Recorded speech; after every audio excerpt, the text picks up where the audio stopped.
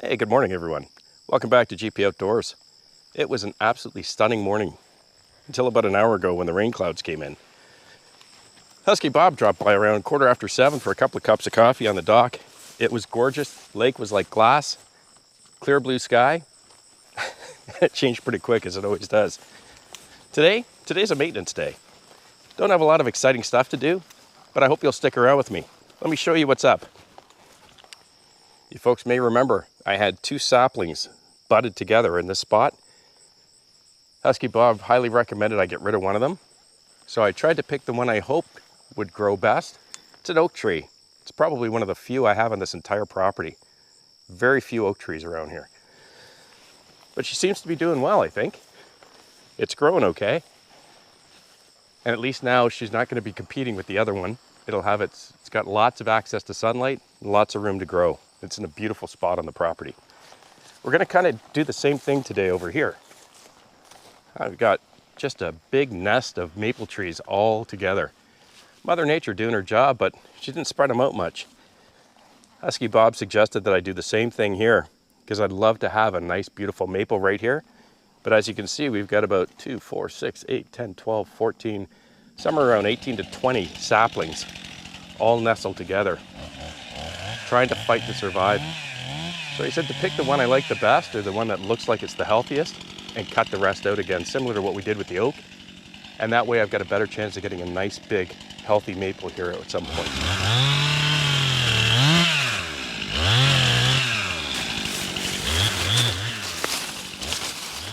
So I know a few of you are probably thinking, GP, you got a lot of beautiful maple saplings here.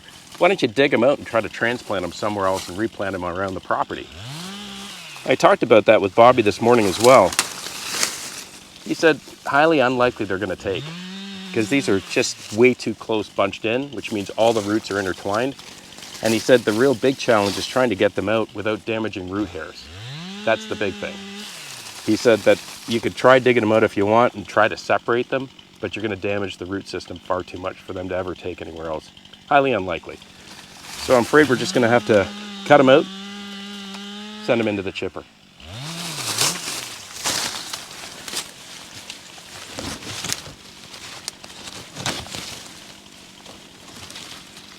Big question is which one's going to survive. Alrighty. Well, I think this guy here is going to be our keeper. So I'm just going to mark it because once I get in there, I'll probably get confused and cut the wrong one. But she's nice and thick, strong. It's tall and reasonably straight. Most all of these kind of have a double stump coming out of them, so to speak, or more than one tree coming out of the same base. So I'll cut these as best I can, get the rest of them out, clean this up, and hopefully this guy will survive. And we'll have a nice, big, beautiful maple tree right here in the front yard.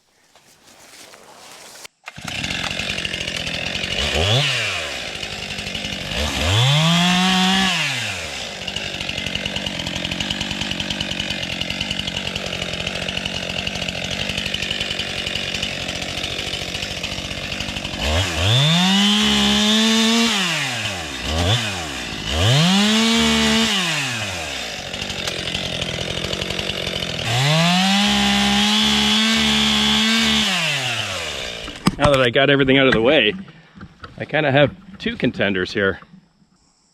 You know what? I'm going to leave them both and ask Husky Bob to drop by. He knows a lot more about this stuff than I do. I'll let him choose. On the left or the one on the right? What do you guys think? I want to get rid of this dead balsam here.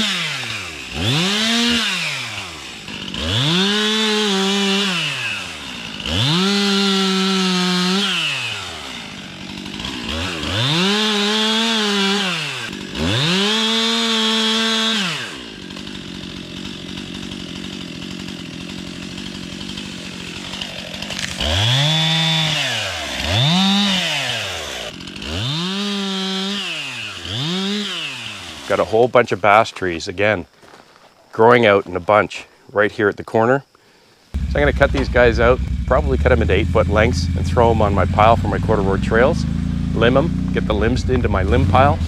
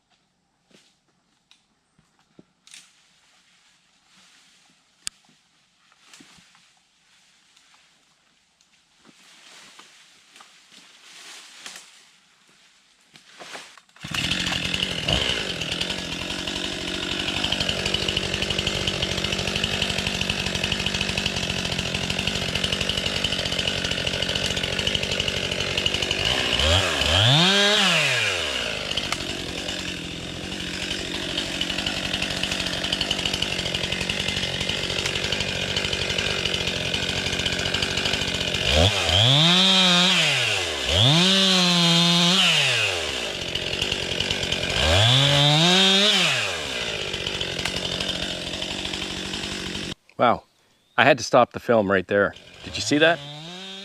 100% my laziness.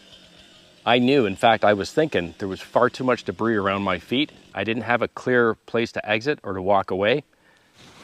Cut the next basswood, took one step with a running chainsaw and just about ended up on my back. My fault, totally. But hopefully a good example for some of you as to why it's so critical to keep safety in mind when you're working out here, especially when you're by yourself. Anyways, my bad. I ain't perfect.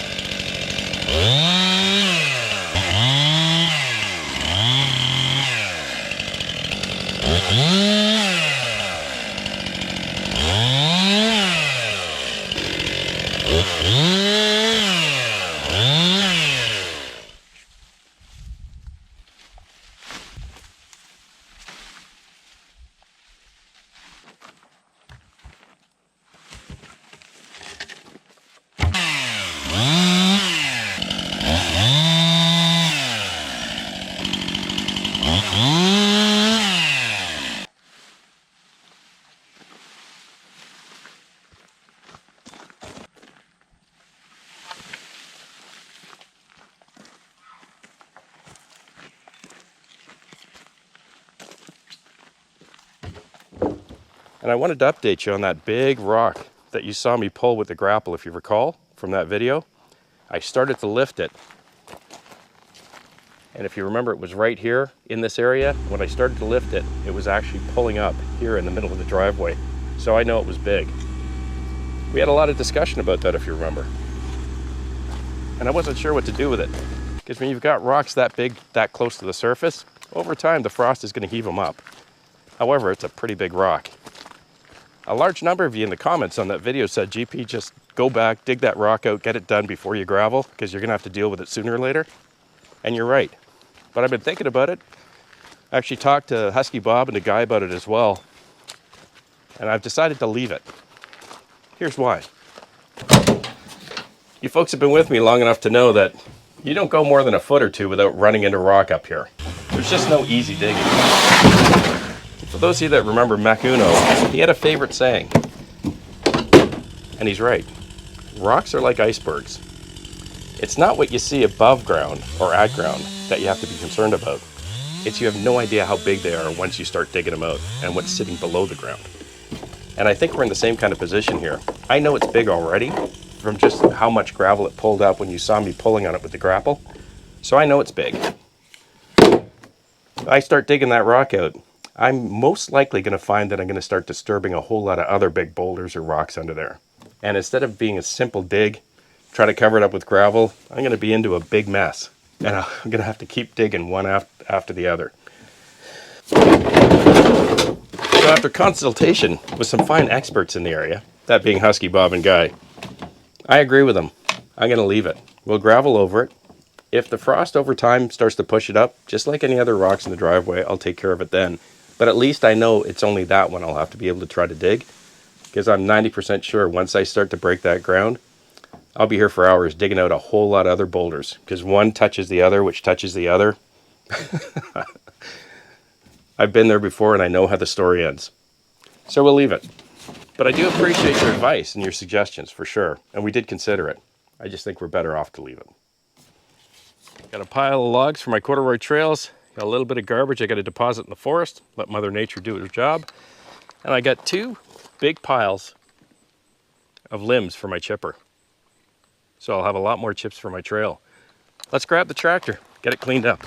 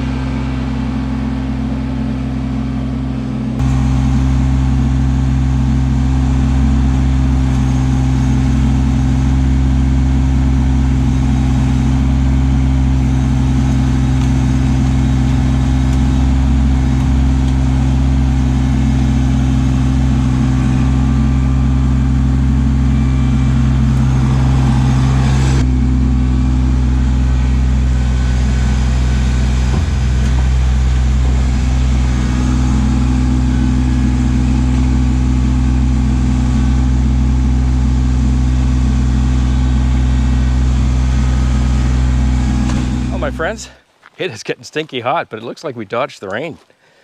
I'm hoping, fingers crossed, that I'll get my gravel tomorrow. As you folks know, over the last couple of years, guys up in these small rural areas are swamp busy.